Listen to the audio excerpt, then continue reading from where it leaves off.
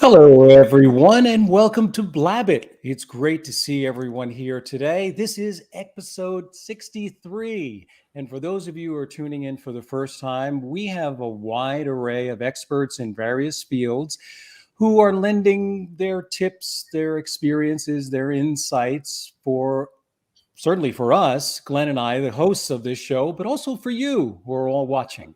So welcome to Blabbit. My name is Paul Geiger. I am a New York City public speaking coach and presentation expert. I work with individuals and certainly work with organizations about making sure that their messaging is impactful and clear. Glenn. Paul, thanks. Hi, everyone. My name is Glenn Ingram. I've been working for the better part of the last 2 decades to expand my experience with sales and communication and influence and helping share that with others so that they can be more powerful speakers, listeners, and influencers. Lisa, good morning. How are you? Hey, Paul. Hey, Glenn. Thanks so much for having me here on Blabbit. So excited. Long-time listener, first-time guest. And I am a business humorist, an improv ninja, a 2-time TEDx speaker, podcaster, author, mom, prank enthusiast, caffeine snob, all of the above. So I love to work with people to add humor to their talks, to their presentations, and improv for everyday living and for teamwork. Nice. Well, I just want to mention to everybody who's watching that, yes, Glenn and I ask very insightful questions. At least we think that they are. But if we miss anything, we encourage everyone to put it in the chat. If you want to ask Lisa, certainly questions, or Glenn and I. So please, we encourage everyone to do that. So my first question is, I know that you work with clients and you utilize humor to reignite passion, to make the story more interesting. But what do you do when people say, I'm just not funny, which I actually find funny. But what do you do when people say, I'm not funny? How do you break down that barrier? The first part of saying I'm not funny is actually admitting that you know how important humor is. So you're saying, I'm not funny. What am I going to do? That means, aha, I can work with you because you want the funny. The funny is there, but certain brains are meant for other things. I don't want my mechanic to be hilarious. I just want to get back on the road. But if I go to a presentation or a workshop, there is, the importance of humor is to engage the audience and be relatable. So whether you're a stand-up that's doing self-deprecating humor or you're a mom sharing a mom story like mine about how I vacuum so that the lines all line up, it doesn't mean I have OCD. It just means that it has to be that way and no one can walk in the room. Yes, it means I have OCD. I do. And so to state that you don't have humor, that's a great thing to work on, because when we share your story, you and I go back and forth and talk through it. I'm going to say, there's something you can do. So is the best kind of humor, at least to take the training wheels off, is self-deprecating humor, would you say? It is not always self-deprecating, because right now is a very sensitive time. We're all very sensitive. And so I would want to know, are you doing the written word, the spoken word? Are you presenting a whole workshop?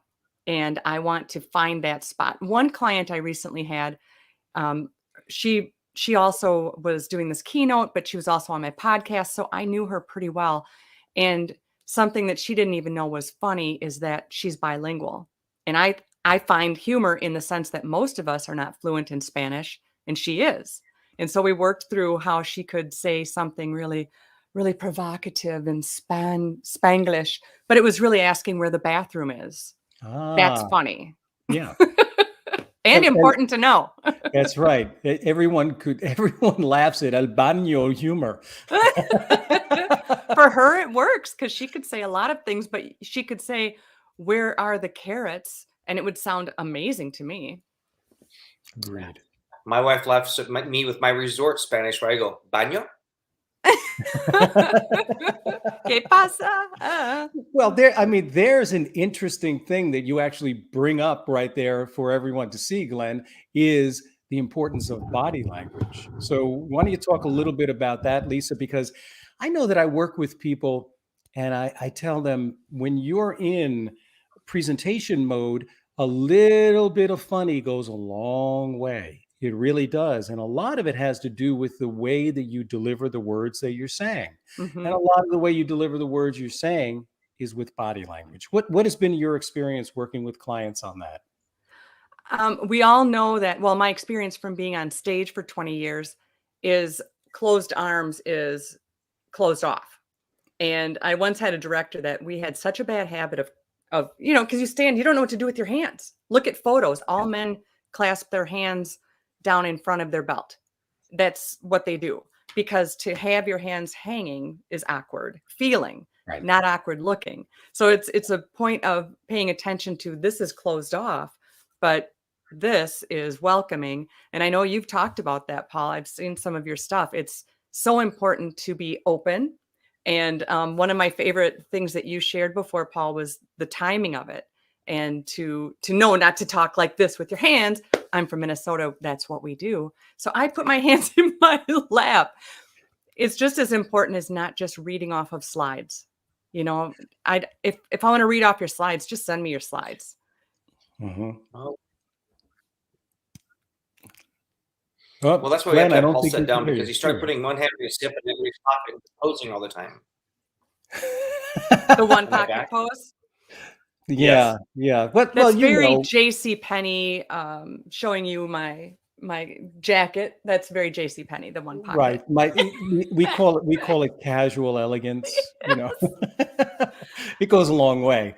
But I agree with the body language, and obviously, I think one of the most difficult. Oh, there goes the burrito in the microwave again. It wasn't mine, not my sounder. Every time it does that, we're going to switch positions. Okay, there you go. Right. Or we could play new choices. Every time the sound goes off, you have to repeat what you just said. Whoever spoke has to change what they just said. That's called new choices. That's an improv game. Okay, now this is becoming intriguing, rotating Hollywood squares. That's right. Or Brady Bunch credits. Either way you want to look at it. Ba-dun-dun-dun-dun. So the body language, once you start gesturing, you just keep gesturing. I think for a lot of people, though, the difficult time is when they're actually listening. But in reality, you don't have to gesture when you're listening. That's kind of stealing somebody else's show. Right. Right. It can be. And it's distracting, as distracting as saying all the time. Oh, it's distracting as when you kick your leg above your head. There we go. Slight variations. Yes. I love that. All right. So let's talk a little bit about storytelling. How do you go about helping someone discover their stories? Because I know certainly Glenn and I, when we see the funny in stuff, and we understand what a story actually is all about. How do you make it easier for people to experience the fact that everyday circumstances become these stories? It depends on how you look at it, right? It does. Stories are so relatable. Even pre-show, we just shared a few things that related, and it's so relatable. It doesn't matter where you live. Certain stories are relatable. And something that my husband says I'm very good at is small talk. So if we were at a table and you each had your wives there, I'm going to find out what we have in common. I'm going to find out what you do for fun. I'm not going to necessarily ask you what you do for a career. So even during the pandemic, when it was at its worst and our only interaction was going to the grocery store, I would ask the checkout person. They'd say, "Did you find everything?" "Yeah." "How are you?" "Good, good." All of that is just so superficial, but we're conditioned to do so. So when I go to the store, I would say, find everything. Yes. What are you doing for fun? That's totally off the grid of a checkout person's day. I found out one gentleman, tie-dyed shirt, ginormous guy, big old dreads in his hair. He fosters little baby kitties. And when he shared that with me, it was just his demeanor. "Oh, you want to see a picture? We've got 3 fosters right now." And another girl was in a dance troupe and they could practice through COVID. And she was so excited to tell me that. And I remembered that the next time I saw her. So the thing about it is stories connect us. I may not be in a dance troupe or be allowed to have kittens because my husband won't let me, but we can all relate to that. And story sharing is really what life is. Since we go back to the cave days where the first memes were the stick drawings on the walls, right? Oh, yeah. Story sharing, storytelling. And we all have the uncle in the family or the grandpa who's so great at it. And it's what connects us. And I crave to hear the end of your story. I'm such a curious beast. And on my podcast, I ask every single guest towards the end, tell me a dare or a prank that you've done or had done to you. Now, that takes it way off of here's my book, here's what I do, and all these things too. Well, when I was 6, we used to do this thing at school, and it just tips the whole thing over, and you realize how we all have, it reminds you of another story, and it's relatable. It's how we connect. Kind of what I'm thinking about was back to what Paul said, where sometimes a little humor goes a long ways. To those people who maybe don't have the deepest sense of humor, kind of how you kind of monitor that. Because I literally just caught a few moments of Seinfeld before the show came on. And I remember that episode when he said, everyone thinks they have a sense of humor, even those who don't.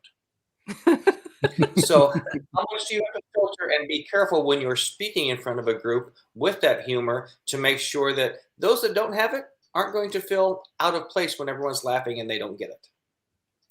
True. Well, I have the blessing behind me of having helped raise 2 autistic sons. 2 of my stepsons are on the spectrum, and I learned so much from them that sarcasm is gray, and people on the spectrum don't do gray. It's black, it's white, it's fact, it's in a book. Gray sarcasm, doesn't work. So when you pick up on that in your audience, that maybe some of your things aren't reaching or reacting, you want to kind of alter what you do, but you don't want to stop the humor necessarily. One of the things I do as a fun trick is if I say something and I can maybe tell it's not reaching, I'm going to pick on somebody in the front that this is a comics old trick here. You find that person in the front that is jovial. That's fun. And I know that would be one of you guys. I would tell that you've been engaged, you've been funny. I'm going to just pick on Glenn. And maybe I asked his name earlier, and that's my guy I keep going to. So if I just told a joke and I could tell it kind of hung through part of it, I'm going to go, Glenn, what that means is back in my day, we had cassette tapes. It was, oh, never mind. And then other people kind of pick up on that. So you might kind of play and find that one person. And that person usually gets a gift at the end from me too. Oh, that's nice. That's nice. It's one way to do it. You want to make sure you're including the whole group, but it's not possible. And guess what? There's people who are there that are loving it and not an outward smiler or a laugher. My mother was that way. She'd be at every one of my shows and sitting like this. One day I finally asked her, Mom, it doesn't even look like you're enjoying it. She goes, I don't want to miss anything. I'll laugh later. No, that's a great point. That's the point that I bring home whenever I'm speaking to anyone about reducing or mitigating public speaking fear. Because I say in those opening moments, whenever you're getting up to give a presentation or you're on a job interview or you're in a client-facing sales call, you cannot, I dare anyone to tell the difference between someone who's listening intently, like your mom, or someone who's judging that you are full of it. True. And therefore you have no right to be speaking to me at all. But of course, we as, egocentric human beings, we can't help it to a certain extent. Our ego goes, what's wrong with me? Of course it does. Throws people off. That yes. throws people off. Sure. It does. And some are jealous because you're up there and they're not. Or why didn't I think of that? If you have all that in your head, you're probably not quite ready to take the stage because you need to be confident in what you're presenting. You need to plant your feet, stop the arms swirling, don't do the ums, and present what you have a passion about. It should be a true passion, and be you, and know that you're the brave one, willing to be up there in front of those people, and that you just want to get it out there.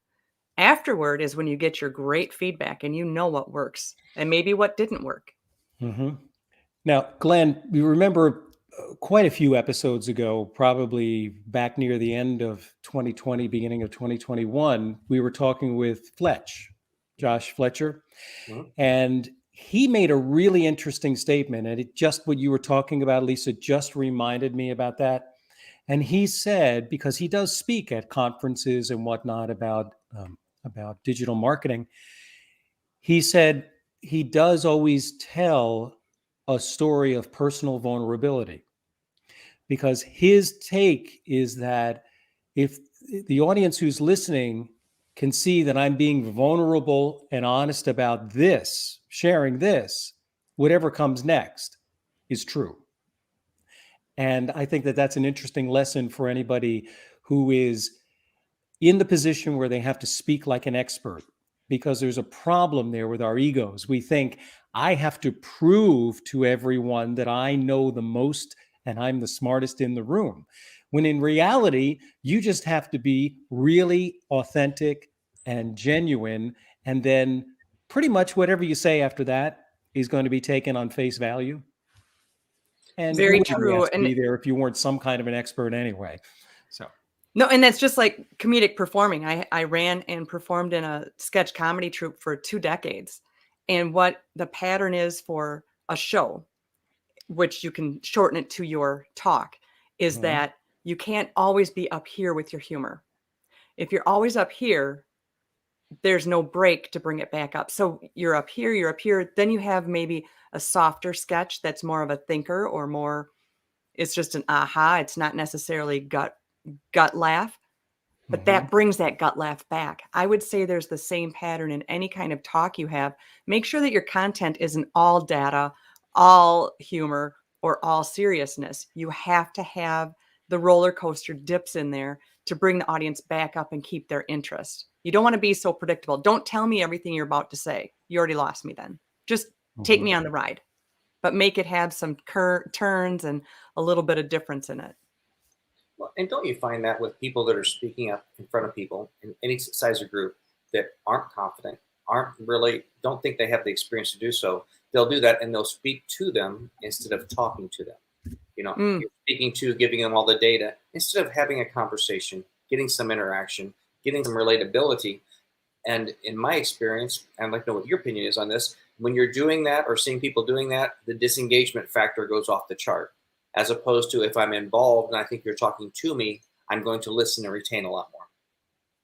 absolutely. You want to include them if you can. That's one of the things I do when I'm speaking. I call myself an interactive speaker. One of the examples was pretending that Glenn was in my front row and I'm going to chat with him a little bit. But I also have questions, and they're not the kind that are Mhm. right or wrong. They're going Right. to be the kind, tell me about, does anybody have any kids? This kind of thing. I can ask you guys, have you two ever done improv? N- So raise I've your n- hand if you've done improv. I have not done improv, but I have been part of a comedy troupe. But it was written. It was all written stuff, and that was Yep. back in another chapter, another lifetime. Send me a video. So I always say that, raise your hand if you've ever done improv. Very few do. Okay, then raise your hand if you ever had a partner, a kid, a boss. Your hands should be going up at some point, gentlemen. Oh But yeah, yeah. then yes, you have done improvisation because you've Right. had to answer to your boss, maybe where that report is, or why you were late, Mhm. or something. I'm not saying you should lie to your bosses. Mine happens to be a No. chief of police, and you can't lie to them. They know me already. But the thing is you have to know that you are doing improv when your kid happens to ask in the middle of the store, "Where do babies come from?" Not today, kid. But you Yeah. have improv skills. It doesn't necessarily mean you're on a stage with a spotlight. We all do improv to some extent. Mhm. I think that is what's more fun and exciting. Little story. One of my daughters was giving a speech, and we were giving some help with it. And we took these 25 note cards and put 5 bullets on one thing. And I said, "We're going to talk about this, and you know what to talk about. Then go to the next thing." And she kind of looked at me and said, "I'm supposed to wing it, Dad." And I said, "Honey, winging is what pays for everything we do in our life, because that's all Dad does. Nice. He wings it." Nice. Mhm. Dad's a wingman. Mhm. Now you brought up something interesting. You do work. You said your boss is the chief of police, so you work. I You work in by some day. capacity. With Oh, 5 okay. sons, you can believe I have a job with insurance. Sure, sure. We all have a side hustle or That's several my side hustle, is my full-time side job, hustles, yes. if you want to consider it that. Okay, so let me ask you this question within that context. How, and I know what my experience is, but I'm interested to hear from both of you because we have all had interactions with police folk, police men, police women. Isn't sarcasm a big part of their survival mechanism? Isn't that? Do you find that that's true? I mean, the police officers that are not pulling you over for, a traffic violation, then they're being very serious. But when True. you're speaking to them, is sarcasm a big part? Is humor a big part of how they get through their day? I couldn't work there if it wasn't. There is such humor and release and trust, and you will never, if any of you work with officers, you know to never ever share a weakness. I had to overcome my fear of spiders because I shared that I was afraid of spiders. Now Oh I boy. told them I'm afraid of $20 bills, and it's not quite working that way. Never share your weakness in any kind of a group. Never do that. But the humor behind the scene is absolutely necessary for stress release. One of my officers, I call them my officers, but I'm the assistant in records and dispatch. One of my guys was actually shot at 2 years ago when he approached a vehicle and the shotgun came right out the window and they just blasted, and he survived it, chased him down, and then provided medical for the man when he crashed. Just how can you even overcome such a thing? Humor became very important about that, and everyone rallied around, of course. They're just some of the most sweet people and caring, and they remember dates and things that are important to you, but boy, they'll get you if they can. And somebody just put on the officer's combination padlock backwards on her locker while she was gone. And I got it undone for her. I got her combo. It's just little jokes like that that just keep everything picking on each other. It's almost like everybody's brothers and sisters. Well, you talk about that, Paul, right after we come from improv. Because while I'm back in the Midwest, I do associate with far too many people that are retired police officers. And I've been introduced as FBI, Secret Service, Deputy Chief. And if you're not ready to go along with the stuff to help go along with the joke, That's it's true. going to bomb. You better go with it. I've That's been introduced exactly to many it. things.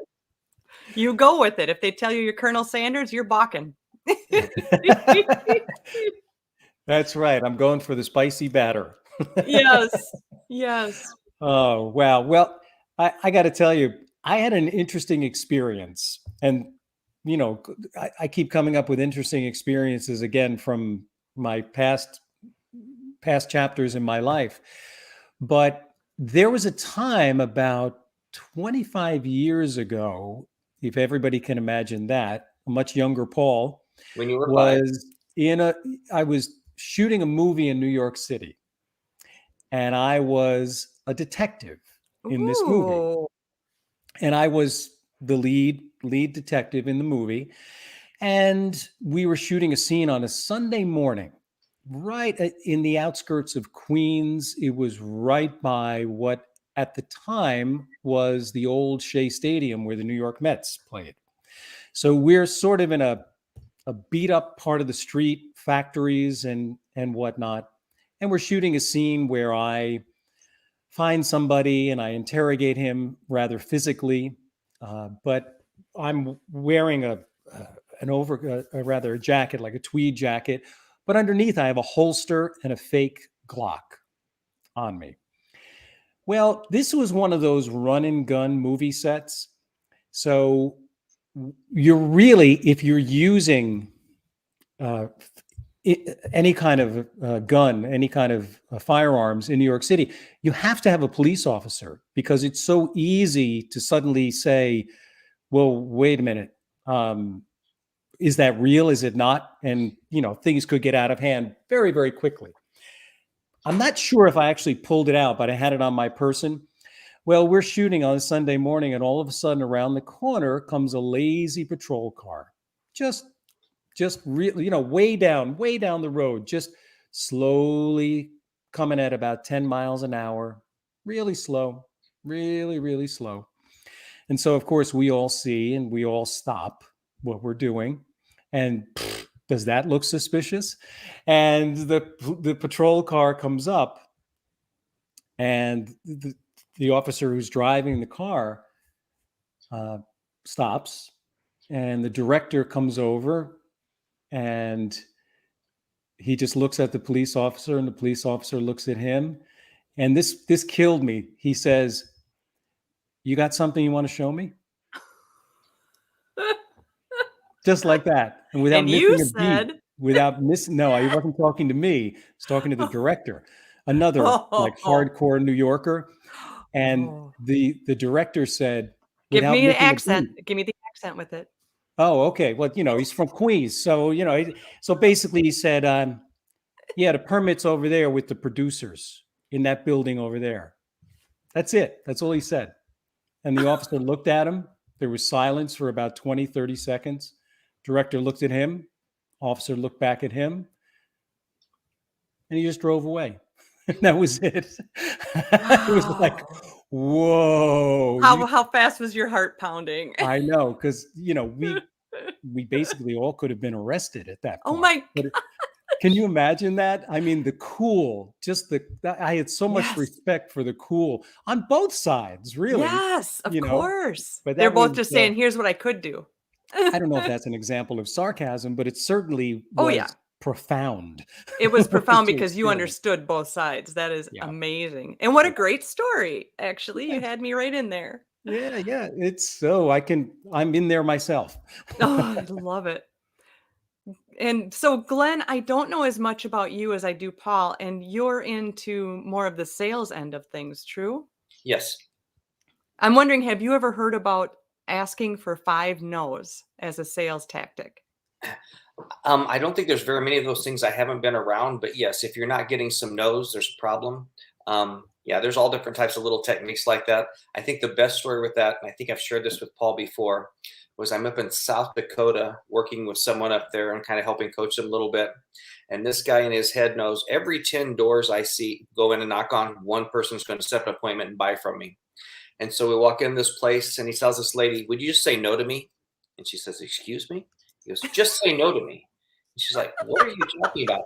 He goes, "Well, the last 8 people just said no. I know if you say no, the next person is going to be intelligent enough to talk to me so I can help them." And she said, "I'm not going to say no." "Yeah, we'll talk to you." Oh my God. That's great. Brilliant. Yeah. Yes, that is brilliant. I have heard that one before. And that is a great one. That is really just, to me, that's bare bones psychology right there. It's just like cause and effect. Really Yes. simple.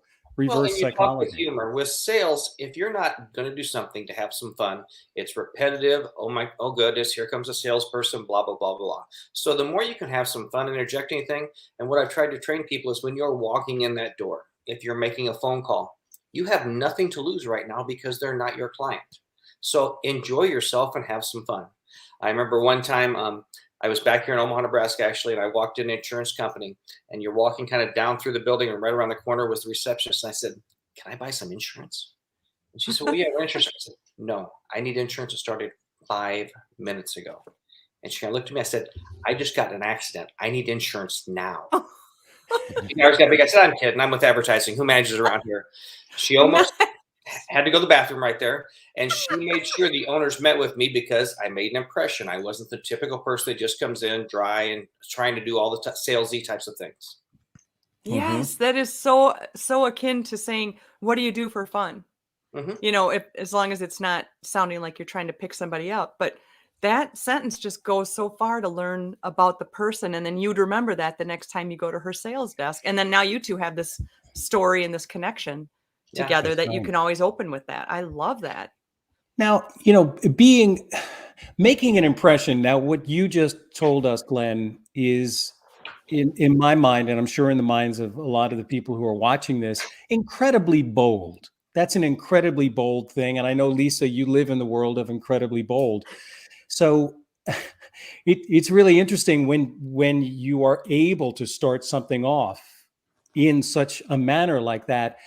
I tried something at a networking event, and there must have been about 20 or 30 people who were all in this networking event. And it was typically, we were meeting, or at least many of the people on this were meeting for the first time. So it was like, well, what do you do? Just say what you do very simply, and then move on to the next person.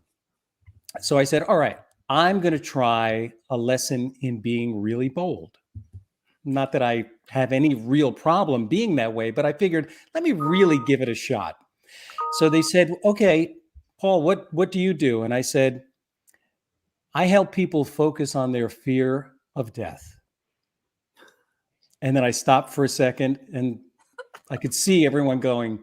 And I said, because once you remove public speaking fear, what else is there? Oh, smooth. And then Nice. people were like, oh, okay, now we know what you do. We'll I remember thought that he one. sold parachutes. Yeah. Yeah, exactly. Like, where is he going Yeah. with this? So rather than, yes, I mean, not to denigrate any profession, but, yes, No. I'm a manager, or, I'm a CPA, and I do, tax season is my busy season. But, Right. it just talking about what you're known as, I don't know. It's a different way of looking at things. To evoke curiosity is to get the interest and the connection and be remembered. Mhm. That's the Exactly. main thing. And to those who are not exactly ready to try that, I recommend trying it anyway, because if what you're doing isn't working, why wouldn't you try something new and be a little more memorable? Whether it's a funny business card or offer someone a piece of gum. When's the last time somebody offered you a piece of gum? Just get out there. One of the things that I do, and I post these on Facebook, they're in my book, is serious selfies with strangers. And this is a dare I did to myself. And one of the main things I tell anyone is dare yourself daily. Now, whether that's actually putting on pants for a conference, I am wearing pants, or if it's having Totally that. optional. This is Blabbit. Or having that crucial conversation with your boss, or making it out to the mailbox because you haven't left the house in 3 days. Dare yourself daily.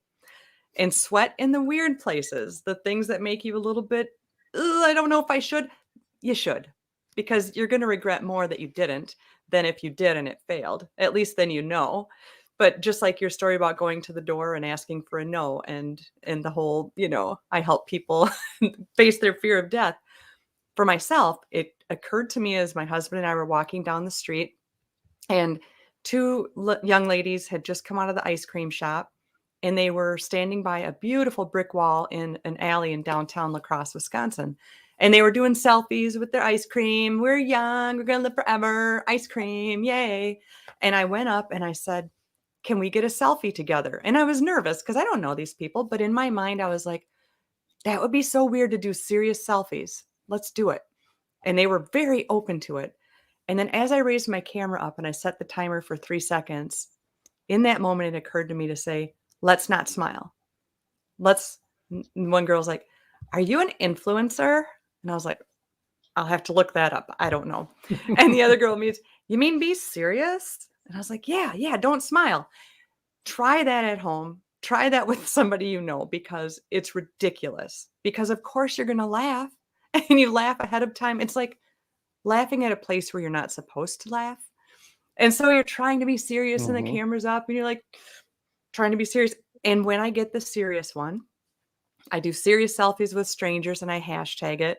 And I've had people share them with me.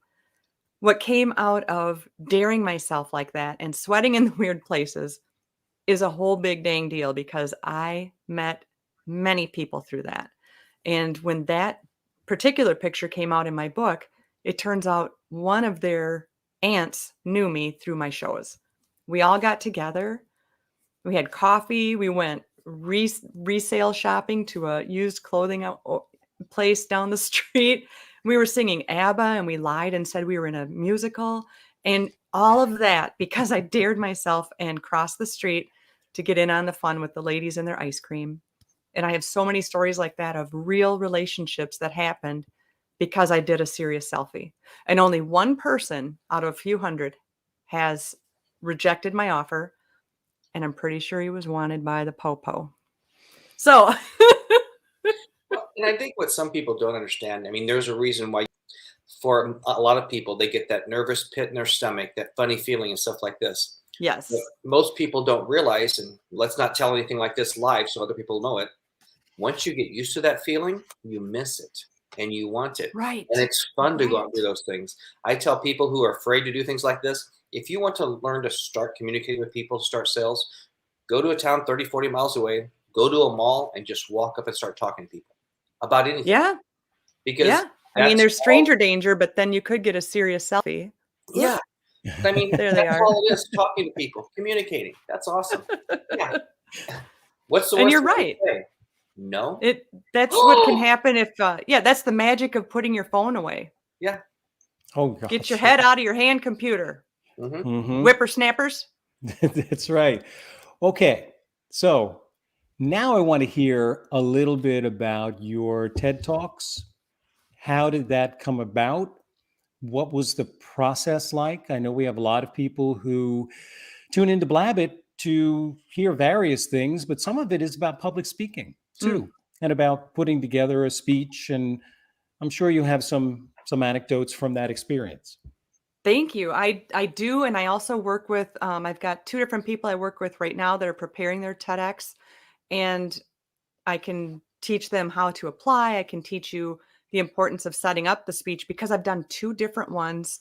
One was in April, and I auditioned and got in, and during the audition, it was not expected that we also were judging each other. So let's say that Glenn just gave his 3-minute pitch, and then the rest of us go on and we say, here's what I liked, here's what I thought was lacking. I think he'd be good. I didn't know it was going to be like that, which again, improv for the win. I can go with anything. And Mhm. then when I did make it through, we all were online for 8 weeks, giving our same speech to each other for 8 weeks. Around week 6, because it was going to be on Zoom because of the silly pandemic, then one lady said, "Why couldn't we be in person in Indianapolis?" Um, oh, how could that work? And they made it work. It was very Wow. limited people in the audience because you had to count on all the workers as the whatever it was, 100 allowed in the building, period. Mhm. We kept our masks on until we were on the side of the stage, came out, did your talk, put your mask back on, very safely done.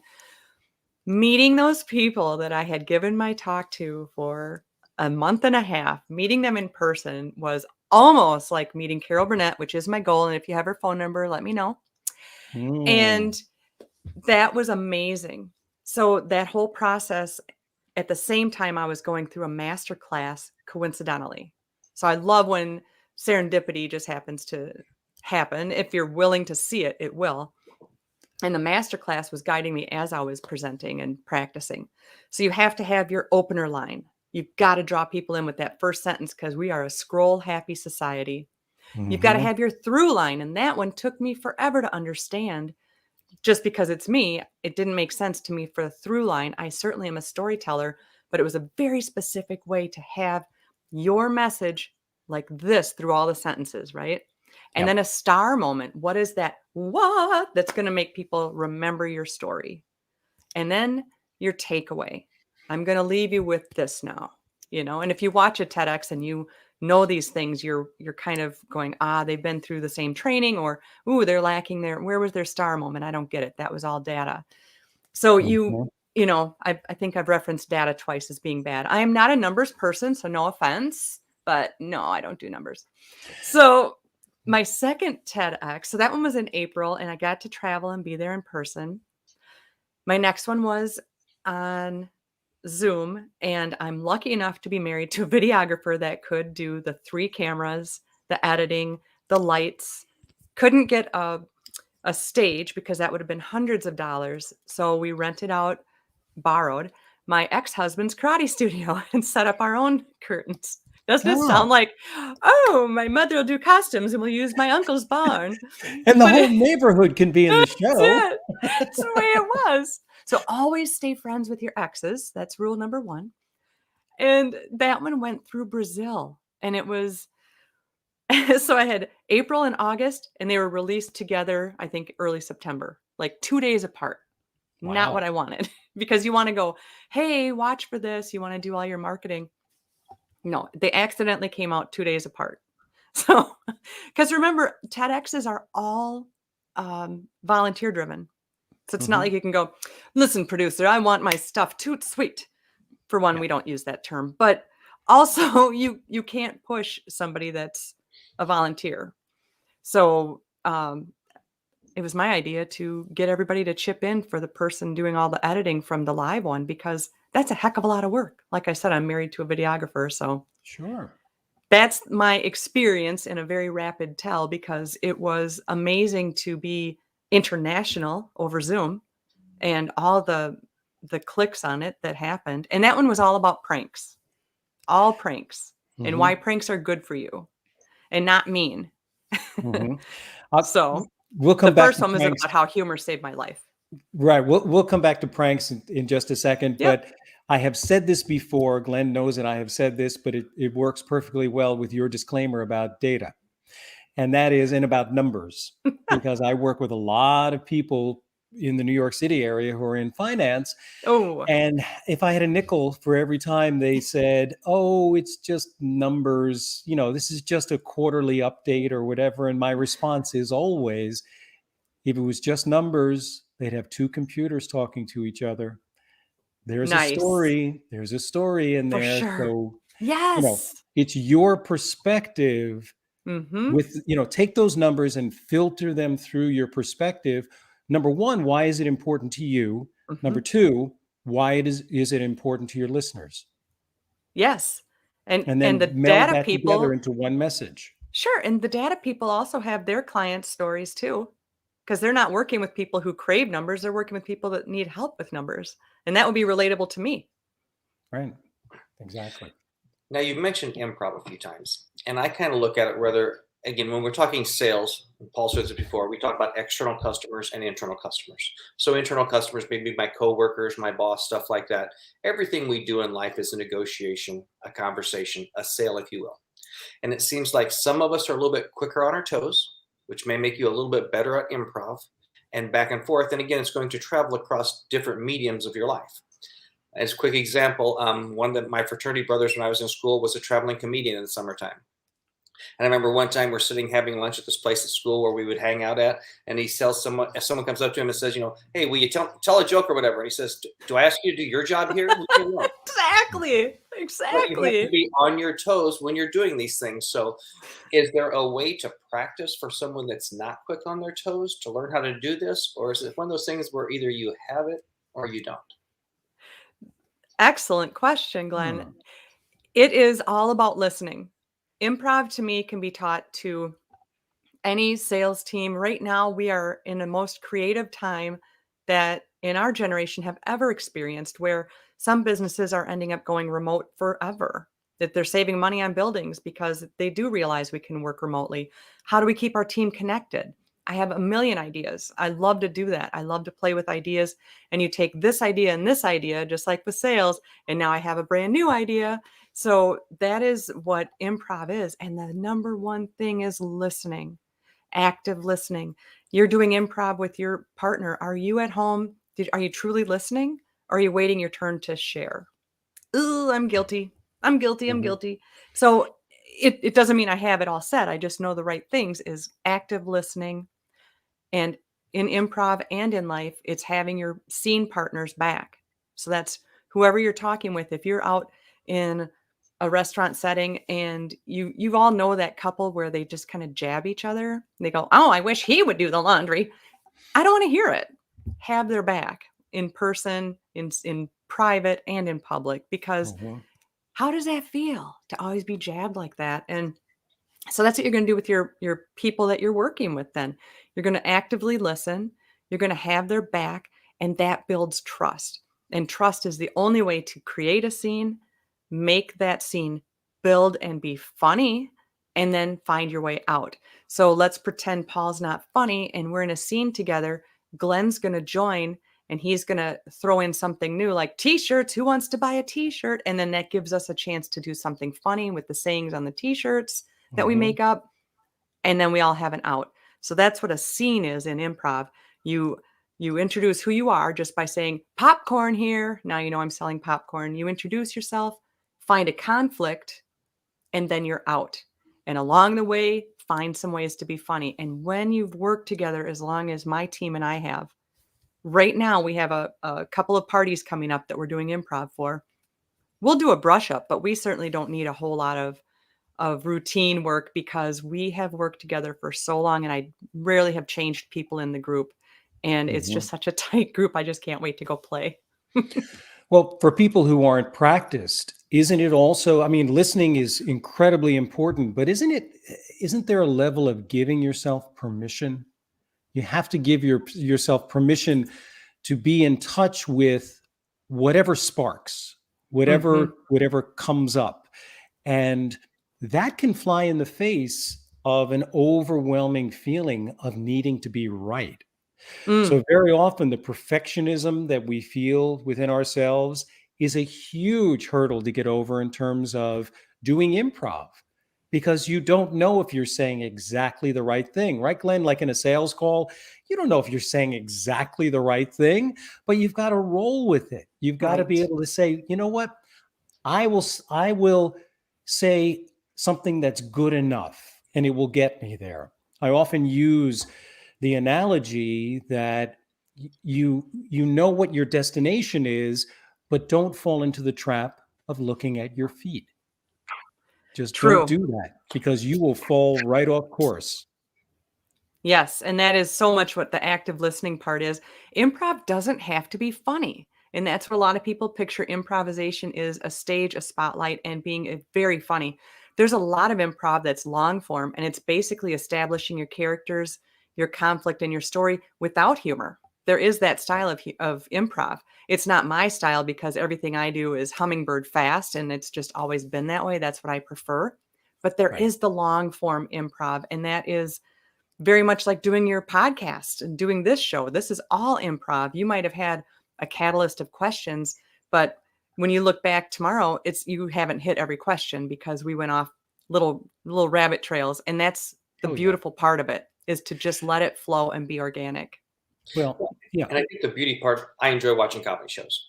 And when you have someone that understands how to build and how to do things, kind of like what you said, and they're telling this story, and then you go over here. I remember hearing this guy that opened for Jerry Seinfeld years ago. The kid was from Omaha, Nebraska, and he tells this whole story about the grocery store and that little thing that you put there to make sure your stuff doesn't touch the person's in front of you stuff.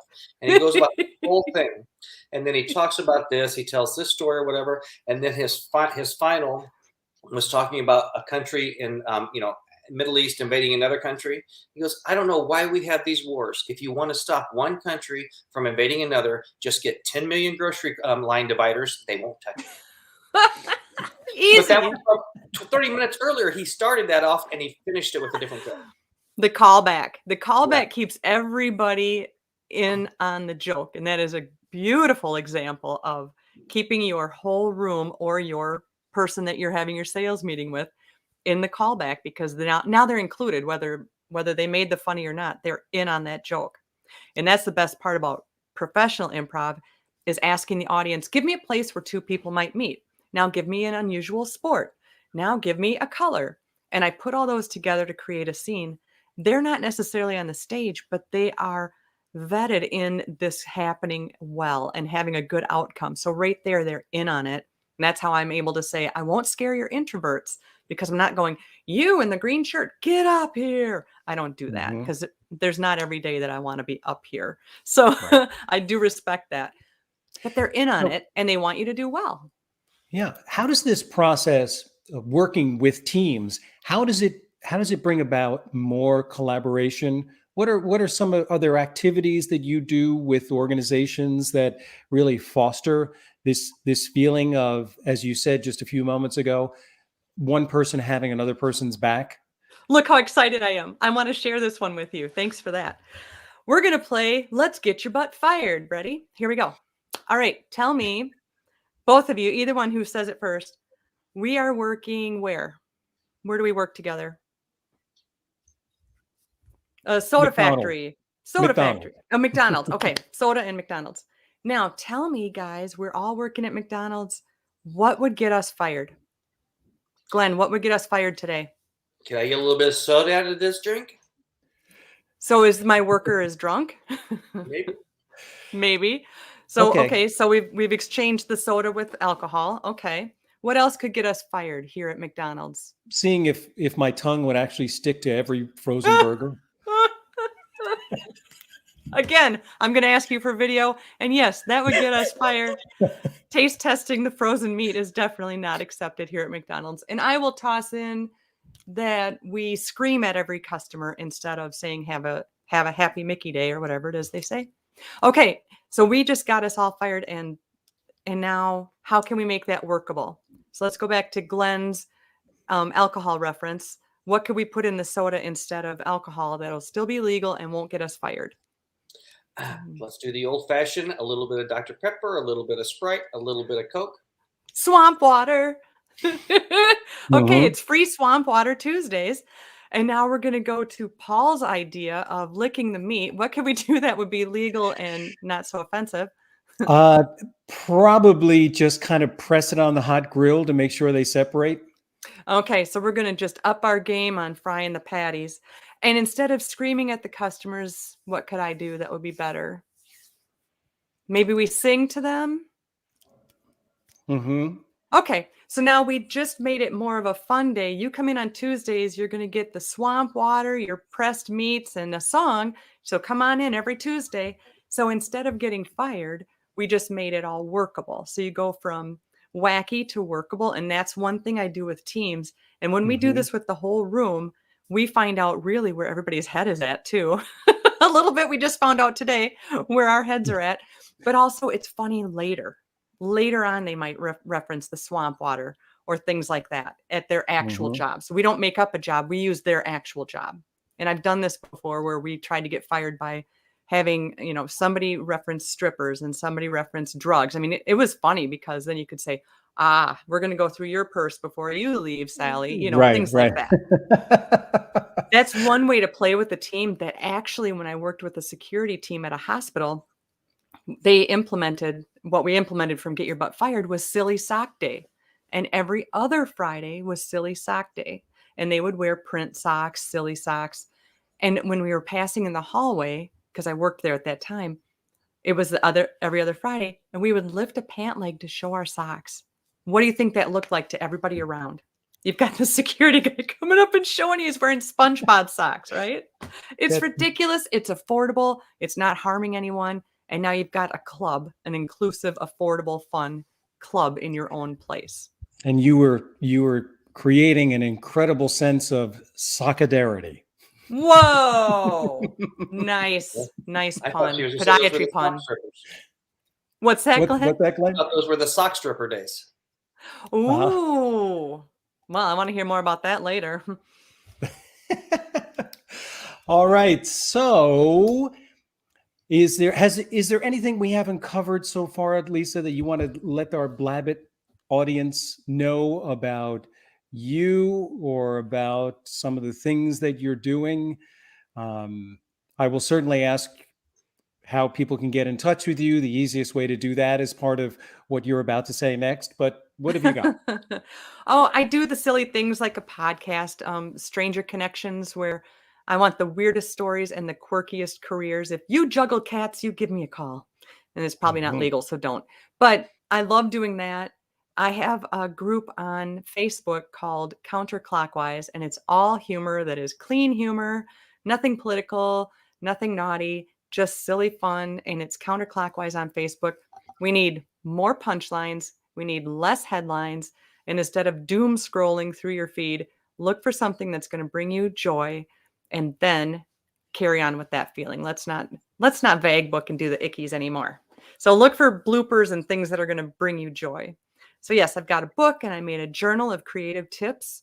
And I love keynote speaking, whether it's over Zoom or in person. I would love to come and present to your company or do a workshop, whatevs. So what's the best way to get in touch? LisaDavidOlson.com or Lisa David Olson on Facebook or Instagram or LinkedIn. Okay. Awesome. And just like that, the hours passed. How'd that happen? Because we're fun. That's how. Except for the sock pun. Everything else Yeah. was fun. Right. That one will go down in Blabbit history. Totally. Get it? Oh, it was a terrible yarn, I tell you. You I really just can't socked keep it up with to you us. guys. All right. Well, that's because we're a pair. Oh, Lord. Okay. Quick, somebody pull the plug on this week's Blabbit. Thank you, Lisa, for being our guest. Glenn, great to see you, my friend. We will be back here next week. You know where to find us on all those wonderful social media platforms. All right. Till Thank next time, you. everybody. Bye. See you soon.